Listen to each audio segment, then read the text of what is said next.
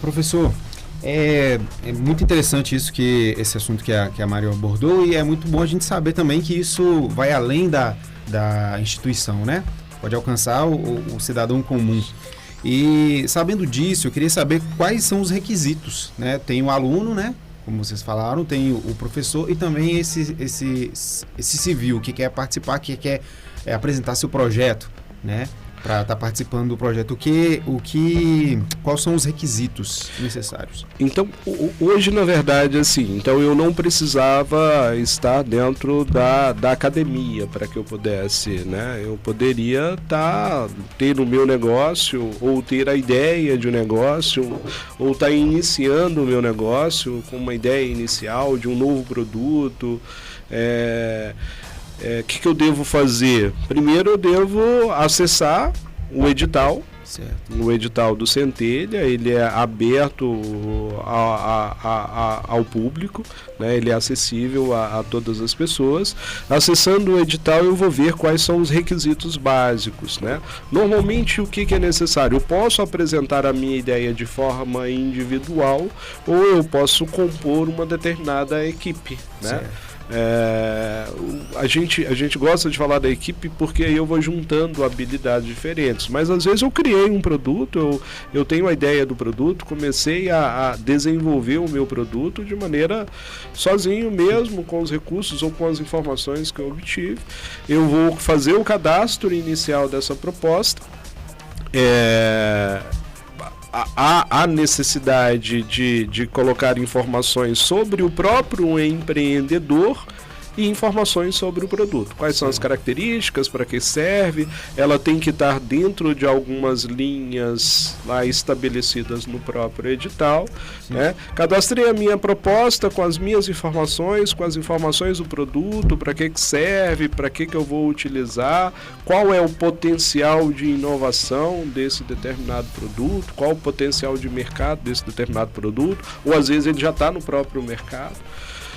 Esse projeto vai passar por um crivo, por uma seleção, por avaliadores, né?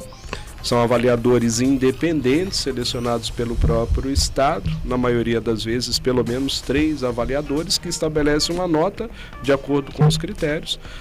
Esse produto, então, sendo selecionado para a segunda etapa, no próprio edital, ele já normatiza, já estabelece quais são os critérios, os próximos critérios. É como se eu fosse refinando a minha ideia. Sim. Eu falei um pouquinho de um modo geral na primeira etapa, na segunda etapa eu já especifico mais, porque o ideal é que eu já tenha esse produto. Sim. Eu já tenho que tê-lo para que eu possa apresentá-lo, para que eu possa desenvolver, né? Porque talvez só no campo da ideia eu não vou conseguir, né? Então, pelo menos o MVP, um mini produto viável daquilo eu já tenho que ter. Passando da segunda etapa, na terceira, mais um processo de refinamento, né? São selecionadas em torno de 25 propostas ao final do Centelha. Aí na última etapa eu já tenho que ter esse CNPJ, ou recém-criado, ou criado no momento, ou com pelo menos, com no máximo 1 ano de criação desse CNPJ. E aí é passível desses projetos receberem um incentivo em torno de R$40 mil, né? Que bacana. Esse incentivo é o incentivo exclusivo do governo mesmo? Exclusivo do governo, com agências de fomento, por exemplo, a FAPEMIG, né? Então, uma parte do governo, uma parte da FAPEMIG, é dessas agências de fomento, e aí tem os critérios específicos para você aplicar esse determinado recurso. Perfeito. E aí o interessante também do Centelha é que você vai recebendo treinamentos, né? Então não é só, você não está sozinho, em cada uma dessas etapas você recebe treinamentos específicos que vão te auxiliar um processo de capacitação, né? Mesmo que você não é contemplado, o seu produto final não é contemplado, mas ficou o aprendizado que você teve naquele determinado percurso, né? Então esse é um aspecto extremamente relevante. Sem dúvida, só de estar inserido no projeto, né, já tem um ganho, né? Um ganho enorme. Pode explorar qualquer temática, qualquer tema? Tem alguns eixos específicos. Sempre o edital ele já prevê alguns eixos. Sustentabilidade, potencial de inovação. Focando bem o bem para a comunidade, né? Sim. E é importante dizer, professor Cláudio Janes, que são recursos públicos para serem investidos em inovação, tecnologia, desenvolvimento econômico e recursos não reembolsáveis, né? Então, o recurso será aplicado no desenvolvimento dos projetos, dos produtos, dos negócios que serão gerados e não haverá necessidade de reembolsar o Estado com esses recursos, né? Certo. Então, é a contrapartida que o Estado dá para o desenvolvimento social e econômico. O recurso ele tem que ser investido. Ele tem que ser aplicado. E há uma prestação de contas, né, posteriormente. Interessante. E abre a perspectiva, né? Mesmo que você não é contemplado, mas abre um leque, né? O network que a gente havia falado, né? Acesso a possíveis investidores. Talvez a sua ideia seja bem interessante. Você encontra um investidor para que possa desenvolver aquele determinado produto, que passa a se tornar um parceiro, né? Você tem a possibilidade de divulgação do seu negócio, então abre várias perspectivas, né? Sem dúvida. Vocês têm mais ou menos assim um parâmetro, né, para selecionar esses alunos? Já tem assim pré-selecionados ou já tem a proposta, eu quero o perfil desse aluno, é esse aluno tal, ou espera, né, mais à frente que o projeto vai, né, se aprofundando mais, né, mostrando, clareando mais e vocês tomam essa decisão. Como é que é feito essa seleção? No processo nós vamos trabalhar em parceria com o NEX, Núcleo de Extensão, que já tem toda uma expertise de participar de programas como esse na nossa instituição.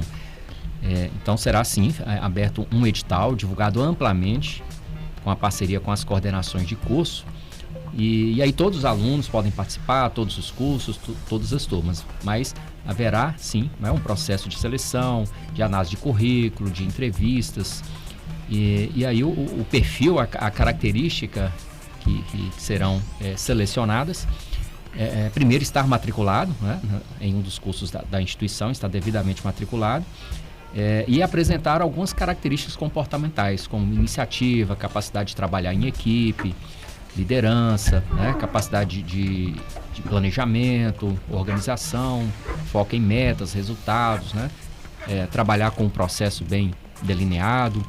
Então, por meio do processo de seleção, das entrevistas, dos contatos com os candidatos, é que nós faremos essa escolha, né, essa seleção dos bolsistas, dos acadêmicos que irão participar conosco no projeto. E é uma grande oportunidade, né? O estudante ele tem acesso a profissionais, a empresas, é uma oportunidade para ele apresentar o seu talento, né, e aproveitar as oportunidades.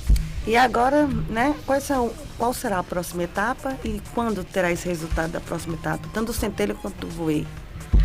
Bom, sobre o Voei, a próxima etapa será exatamente essa seleção, né? As propostas já foram aprovadas, já foram deferidas pela comissão organizadora e o próximo passo é abrir esse edital, né? Já vamos, essa semana mesmo, fazer essa divulgação e seleção dos candidatos, né, que irão participar do projeto Voei.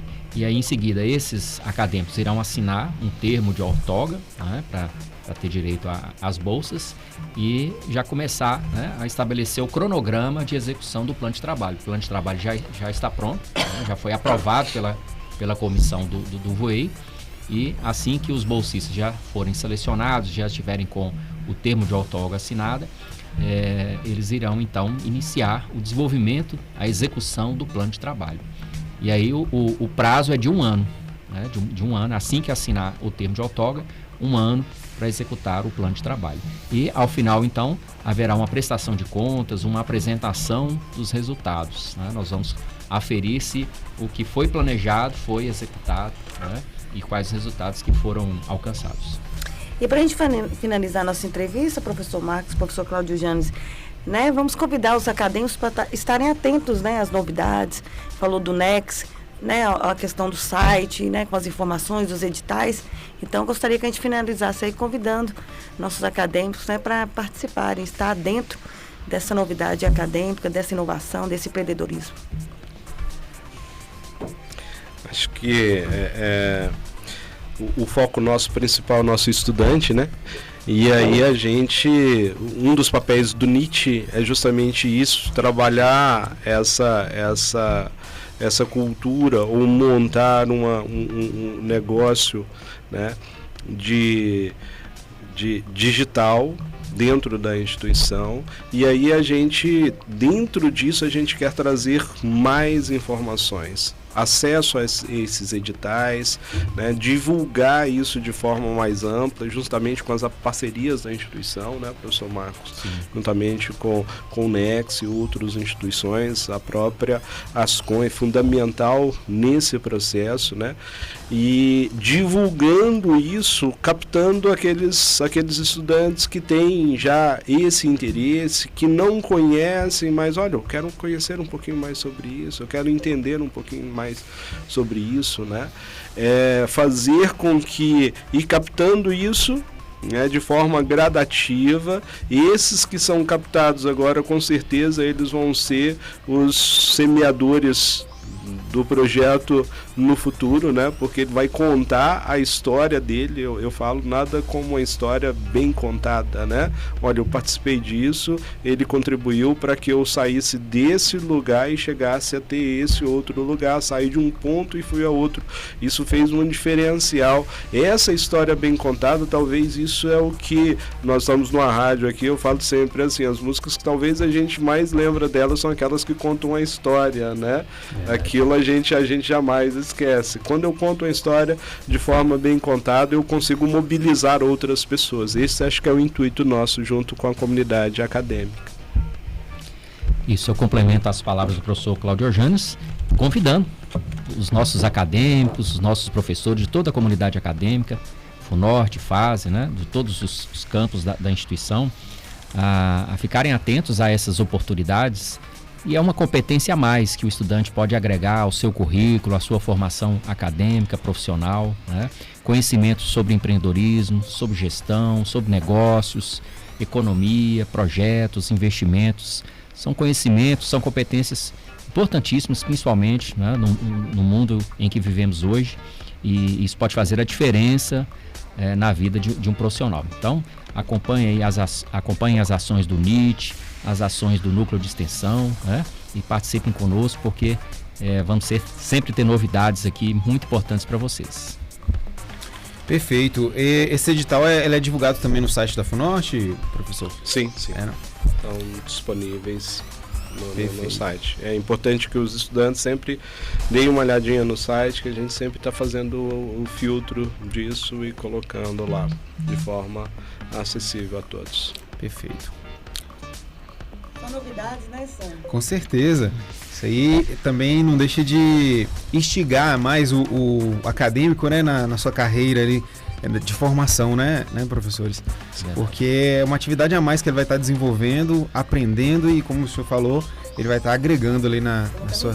Colocando em prática. É essencial, né? Na verdade, essa aqui, a academia, é uma etapa que ele vai ter que buscar o máximo agregar o máximo de valores para que ele possa transportar para a vida profissional dele, né? Sem isso que a gente espera. E o papel da instituição é fomentar isso, né?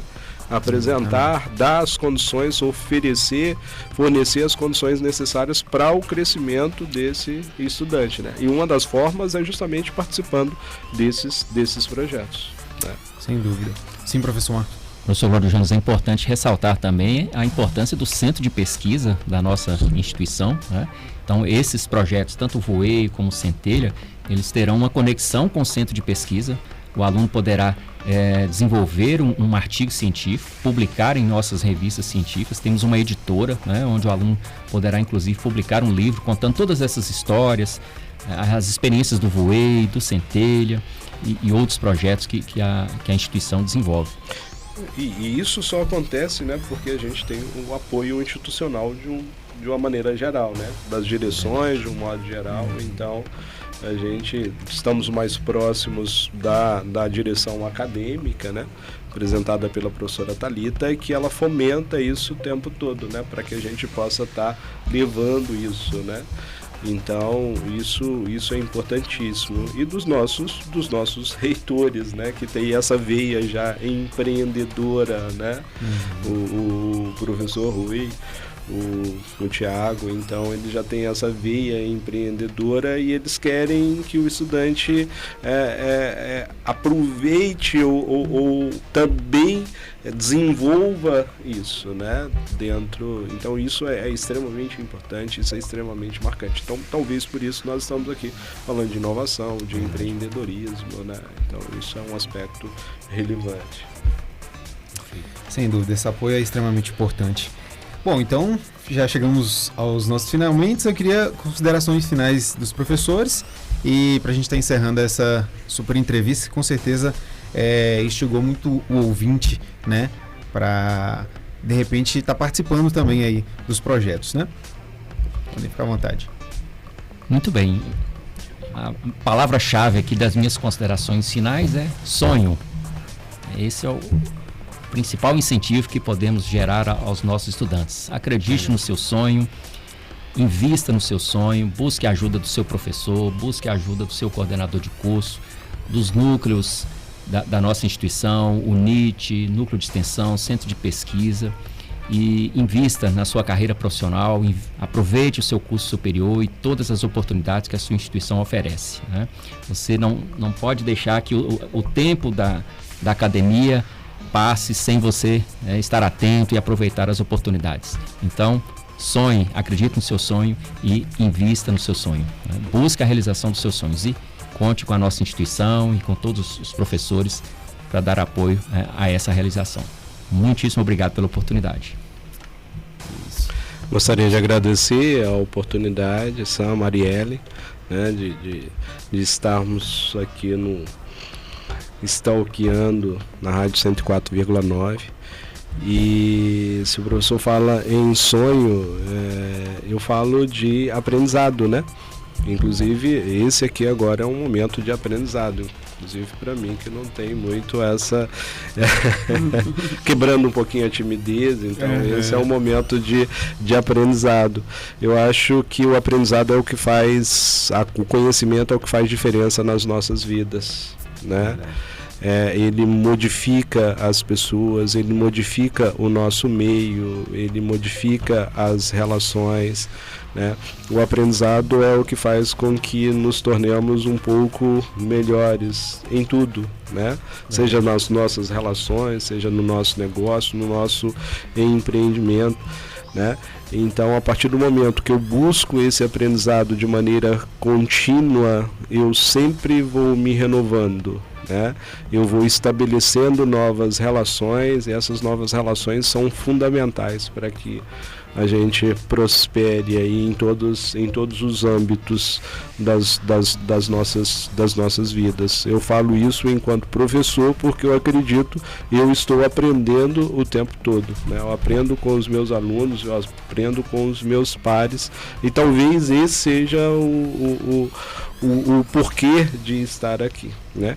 E essas oportunidades que são trazidas, que são apresentadas para a gente pela instituição, de aproveitar esses fomentos de governo e tudo mais, são oportunidades ímpares de aprendizado. E talvez isso que o nosso estudante, a comunidade acadêmica tem que aproveitar esse instante, que isso está sendo oferecido de maneira gratuita, digamos assim, né? Como a gente falou, isso é acessível para todos, não somente a comunidade acadêmica, mas a população de um modo geral, né? Sim.